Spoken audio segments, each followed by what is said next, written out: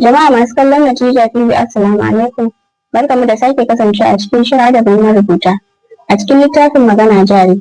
Idan dai mai kallo na biye da mu a cikin shirin mun tsaya inda wata rana wani tajiri za shi fatauci sai bar matarsa a gida. Yana kuma da wani aku suna nan tare sai matar nan ta rika fita yawo dan ta ga mijin baya nan. Bayan gidan suka ga abin ya dame su ba su da damar su yi magana. Kada matar nan ta sa a kore su wajen mai gida idan ya komo. Yanzu kuma shirin zai dora. Saboda haka suka zura mata ido. Ana nan ran nan sai mai gida ya dawo. Ka san al'amarin duniya ba shi ɓoyuwa. Sai wani ya tsegunta masa abin da matarsa take aikatawa bayan bashi nan. Da mai gidan nan ya ji haka sai ya kira matar ya same ta ya ta zagi ya ɗauki sanda kuma ya bata kashi. Da matar nan ta ga haka sai ta yi yaji aka komo da ita. Ta ce a ranta ba wanda ya faɗi abin nan sai aku. Ka san mu Allah ya baka nasara bakin jini gare mu kwarai tun ba game da mata suna cewa wai mun fiye tsegumi saboda haka ta bari sai da mai gidan na ya tafi kasuwa sai ta kama aku ta fige shi da rai ta ruga shi waje ta taga ta ce daga gare ni ka bar tsegumi. Allah ya sa aku bai mutu ba ya tsallaka har wani hurumi ya samu kabari ya shige yayi ta jiya.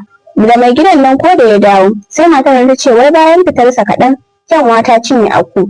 Ko da ya ji haka sai ya san ƙarya take yi kashe shi ta yi don tana tsammanin shi ya gaya masa tana fita bashi ne saboda haka ya fusata ƙwarai da gaske ya same ta da duka kamar ba zai bar ta da rai ba ya kore ta daga gidan ta tafi wajen hurumin nan tana kuka ashe kunnen na nan ciki kusa da ita cikin gabarin nan sai ya ce mata yi shiru da kuka in Allah ya so ta koma ɗakin ki amma akwai sharaɗi guda sai kin je kin aske kanki sarai sa'annan ki dawo nan gobe zan taimake ki koma.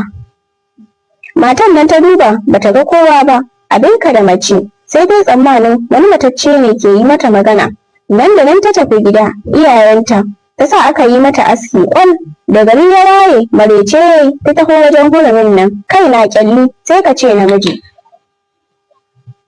Da isowarta sai ta tafi wajen kabarin nan abinka da jahila ta durƙusa ta ce na asko sai aku ya ce to kin san dalilin da yasa na ce ki aske kanki domin kin zalunci wani ɗan tsuntsu kika zarge shi akan abin da bai ji bai gani ba har kika fige shi da ransa kika wurgo shi bayan gida a wannan na yi miki sauki na ce ki aske gashin kanki kawai amma in kika kuskure kika sake yi wani tsuntsu haka ki kuka da kanki amma a kunnin da kika kashe zai komo duniya yadda zan maida ki ɗakin ki shi kuma zan maida shi gare ki to ki lura da shi da kyau ki sa mijinki ya ajiye yaro guda mai hankali wanda zai rika lura da shi a rika bashi ruwa da sukari kuma ki tsawata wa yara su bar kiran shi a kukuturu. Matan nan ta ƙara dukawa ta ce naji da za ta tashi sai aku ya ce da saura yau kin ga 12 ga watan safar to kowace shekara 12 ga watan safar ki aske kanki don ya rika tuna miki aku dai da kike gani ba a banza yake ba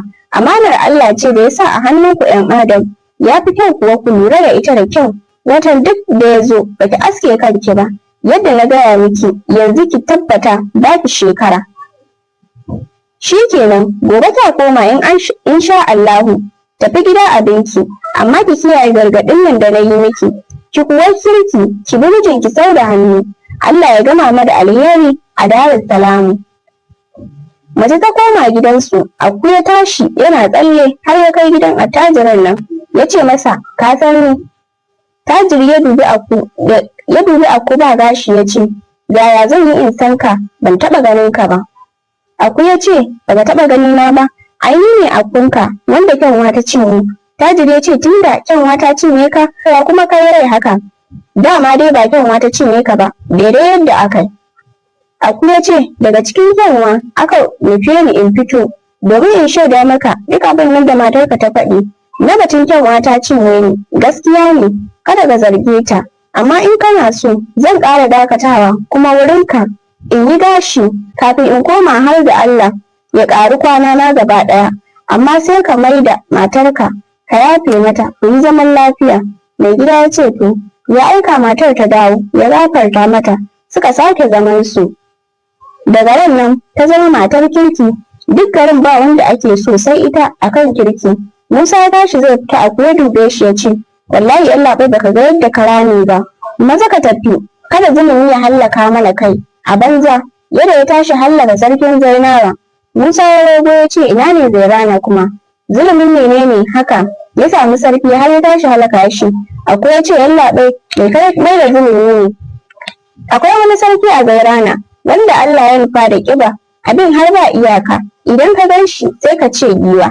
In ya zauna ba yadda zai yi ya ga cibiyarsa, dokin duniyar nan duk ba mai iya ɗaukarsa. In ya tashi daga zauren gida sa zai shiga, mutum ya yi tafiyar loko biyu sarkin nan bai isa ba. Jama'a, a nan za mu dakata a cikin shirin, sai ku tarbiyyar mu shiri na gaba domin ci gaban labarin.